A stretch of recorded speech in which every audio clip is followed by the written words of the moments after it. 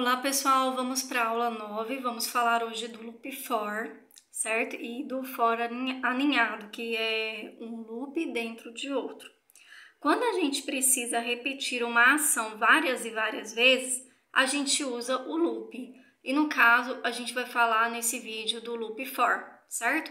O for é para, né, em inglês. Então vamos lá. A primeira questão aqui, a gente vai criar uma tupla e imprimir cada um dos valores. Como que eu sei que é uma tupla? É que os elementos eles estão entre parênteses, ok? Então, o nome dessa tupla é TP e aqui tá os números, os elementos da tupla, 4, 6 e 8. Então, para cada item, ou seja, o for i, o i é uma variável que a gente pode dar qualquer nome para ela, certo? Mas aqui ela tá como i, vamos colocar cada item. Para cada item que tá dentro, o in significa dentro do TP. O TP é a tupla. Então, para cada item que está dentro da tupla, eu vou printar esse item, que é esse i. É como se eu estivesse jogando cada elemento da tupla aqui dentro dessa variável i. Essa variável, ela vai ser criada em tempo de execução, entendeu? Então, esse algoritmo aqui, ele vai fazer o quê? Ele vai imprimir todos os elementos da tupla. Olha. Agora, vamos criar uma lista e imprimir cada um dos valores. A lista é uma lista com string. A gente sabe que é string porque está entre aspas duplas e que é uma lista porque está entre colchete, ok? Então, para cada item dentro dessa lista, que é o nome dela aqui, a gente vai printar esta lista. Vamos imprimir os valores no intervalo entre 0 e 5. O que acontece? A gente está usando aqui a função range, né? Como que ela funciona? A função range ela vai pegar um intervalo que começa de 0 e vai até 5. Só que, porém, o 5 ele não é inclusivo, é exclusivo, sempre é um a menos, ok? Então, quer dizer o quê? Que eu vou imprimir de 0 até 5, mas vai ser 5 elementos, contando a partir do 0. Então, se a gente contar, olha, 0, 1, 2, 3, 4. Se a gente contar até o 4, a gente vai ver que deu 5 elementos. Então, para ficar mais fácil, que às vezes a gente pode colocar muitos números, a gente sempre vai considerar que o Python vai trazer esse número 1 a menos, ok? Então, o contador é o nome da variável, antes a gente tinha colocado o i, tanto faz, tá? Então, para cada contador dentro desse range, que é esse intervalo de 0 a 5, a gente vai imprimir esse contador. É como se eu estivesse jogando aqui dentro do contador de 0 até 4 para ele imprimir. Viu? Imprimindo os números pares da lista de números. Então, agora, a gente cria uma lista de 1 a 10. A gente cria um loop for para percorrer cada elemento dentro dessa lista. Ou seja, para cada número dentro dessa lista, o num é de número, tá? É um outro nome para variável. Você pode colocar o nome que você quiser. Porém, é sempre legal a gente colocar um nome que identifica o que a gente está fazendo. Então, para cada número dentro dessa lista, eu vou fazer uma ação. Eu coloquei uma condicional dentro desse for. O que essa condicional vai fazer? Ela vai verificar se cada número desse é par. E se for par, ele vai executar uma ação que é printar esse número na tela. Então, ele vai fazer o quê? Que o if é se. Esse número que está aqui é dividido, porcentagem, lembra? Dividido por 2 é igual a 0. Então, se esse número dividido por 2 for igual a 0, significa que ele é par. Então, imprime aqui, certo? Observe só que esse if, ele está dentro do for, ele está em indentação, tá vendo? Isso significa que ele pertence dentro do bloco for. E o print, ele está indentado, com esse espaço, indentação, esse espaço dentro do if. Significa que ele pertence dentro do if. O que isso resulta no final? Que a ação que ele vai executar depende desse if, ok? O que vai acontecer aqui no if, ele só vai printar se o número for par, ok? Então, vamos lá. Olha, viu? Ele imprimiu somente os números pares. Listando os números no intervalo entre 0 e 101 com incremento em 2. O que acontece? Na função range, quando a gente não coloca, aqui em cima, ó, quando a gente não coloca um intervalo, ele é padrão de 1 em 1.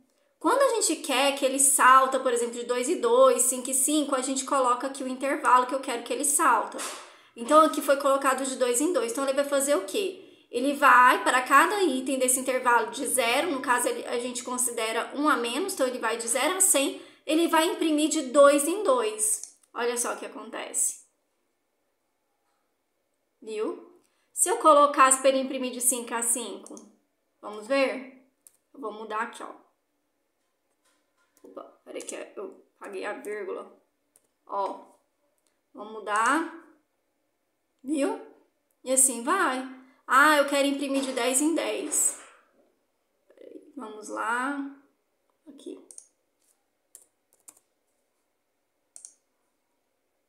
Viu? Agora vamos para o próximo. Strings também são sequências. Então, a gente tem aí uma coleção de caracteres, no caso da string. Ok? Aí, para cada caractere, dentro dessa string, a gente vai fazer o quê? Imprimir esse caractere. E aí ele imprimiu o caractere. Lembrando que espaço também é caractere, por isso que ele está pulando aqui. Agora a gente vai falar sobre loop for aninhado. O que significa isso? É um loop dentro do outro. Então a gente tem duas listas aqui. A lista 1 com esses números e a lista 2 com esses outros números. Esse primeiro loop, ele é um loop externo. E esse outro loop que está identado, ou seja, tem esse espaço aqui, ele é um loop interno, ele está dentro do primeiro loop, ok? O primeiro loop é esse e esse é o segundo loop, que é interno. Então, vamos lá para a gente entender o que ele vai fazer. O primeiro loop, ele vai fazer o quê? Para cada elemento da lista 1, para cada elemento underline lista 1, que é o nome dessa variável em tempo de execução, dentro da lista 1, faça uma ação. Faça o quê? Para cada elemento da lista 2, dentro da lista 2, faça o quê? Printa o elemento da lista 1 vezes o elemento da lista 2. Depois que fizer isso, imprima para mim esse valor, esse resultado. Então, ele está querendo fazer o quê? Ele está querendo pegar cada elemento dessa primeira lista e multiplicar com o elemento da segunda lista. E depois imprimir. Então, ele vai pegar o 0, multiplicar por 1, por 2, por 3. Depois vai pegar 1, multiplicar por 1, 2 e 3. Depois o 2 por 1, 2 e 3. Então, a gente vai ter 5 resultados com 3 elementos. Viu, ó? Ele pegou o número 1, o número 0 e multiplicou por 1, 2 e 3. Como 0 vezes qualquer número é 0, ficou assim. Então, a gente tem 1, 2, 3, 4, 5, tá vendo? A gente tem 5 elementos porque a lista 1 tem 5 elementos. E a gente tem 3 números em cada bloco porque tem 3 números na lista 2. Então, ele pegou o primeiro elemento da lista 1 e multiplicou por todos os elementos da lista 2. Depois ele pegou o segundo elemento da lista 1 e multiplicou por todos os elementos da lista 2. E assim foi. O número 47 aparece nas duas listas, a gente vai criar um for para fazer essa consulta. Imagina que você tem uma lista com muitos números e você não consegue saber exatamente o que tem lá. Então, você cria um algoritmo com esse for, né, com esse loop for, para identificar se nas duas listas tem o mesmo número. Então, imagina que, por exemplo, você tem uma lista de alunos e você quer conferir se esse aluno está numa outra lista. Você pode fazer dessa forma, criar esse algoritmo para consultar. No caso, a lista vai ser de strings, né, de nomes. Um exemplo. Então, vamos lá. Primeiro, a gente tem o loop externo, que é for elemento da lista 1 dentro da lista 1, que ele vai verificar. Ele vai percorrer cada elemento dentro da lista 1 e vai executar uma ação, que é para percorrer cada elemento da lista 2. E aí, dentro do loop interno, tem uma condicional, que é se para cada elemento da lista 1 for igual a 47 e, lembra do AND? E o elemento da lista 2 for igual a 47 também, executa essa ação. O número 47 foi encontrado nas duas listas. Então, ele vai fazer o quê? Primeiro, ele percorre toda a lista 1, verifica cada número que está aqui dentro. Depois, ele verifica todos os números da lista 2. Aí, depois, ele vem para essa condicional. Para ela ser verdadeira, para que ela seja verdadeira, esta ação tem que ser verdadeira e esta ação tem que ser verdadeira. Por quê? Essa ação, assim, como eu posso dizer, essa expressão precisa ser verdadeira. Por quê? Porque com o operador lógico AND, para que desfocou, o operador AND, para que ele possa executar em verdadeiro, as duas expressões precisam ser verdadeiras ao mesmo tempo. Então, por isso, e é isso que a gente quer. Então, faz todo sentido usar o AND. Então, se as duas listas tiver o número 47, executa essa ação. Como a gente já sabe que tem, vai dar verdadeiro, né? Ele vai executar essa ação. Agora, uma outra ação aqui, ó. Some os números pares da primeira lista com os números pares da segunda lista. Então, a gente tem duas listas, criou uma variável soma igual 0, certo? Que vai iniciar com 0. Criou-se o primeiro loop para cada lista. Para a lista dentro da lista 1 e da lista 2, então se criou-se uma lista que tem as duas listas, ok? Então, para cada lista dentro desse conjunto aqui de números, faça o quê? Verifique, né? Então, ele vai verificar cada número dentro da lista, né? Depois que ele verificar cada número que está dentro dessa lista, ele vai fazer o quê? Ele vai verificar se esse número é par. Então, se esse número de porcentagem por 2 for igual a 0, ou seja, se esse número dividido por 2 resultar em 0, ele é par. Se isso aqui for verdadeiro, soma esse número. Isso aqui é a mesma coisa que eu colocar esse soma mais igual, é a mesma coisa que eu colocasse assim. É uma forma de dar uma resumida aí no código. Eu posso colocar soma igual soma mais um número. Só que aí eu posso fazer isso aqui. Que aí é a mesma coisa de eu fazer o que eu falei.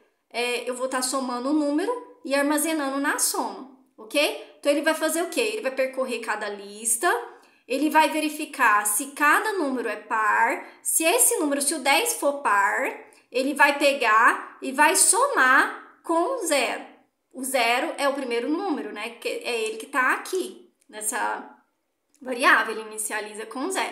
Aí, 0 mais 10, 10. Aí, por exemplo, aí ele foi para o 16. 16 é par. Então, ele vai somar 10 mais 16. Então, sempre esse soma vai alterar até chegar no final da soma. Porém, ele só vai somar com números pares, porque é essa a regra.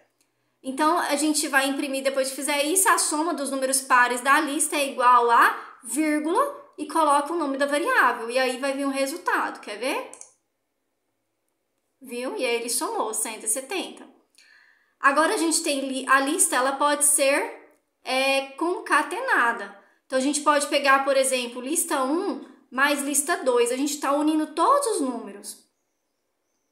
Ou a gente pode fazer, aí a gente pode pegar essa forma aqui de fazer e colocar no loop for. Então, criei as duas listas, criei a variável soma que inicializa com 0.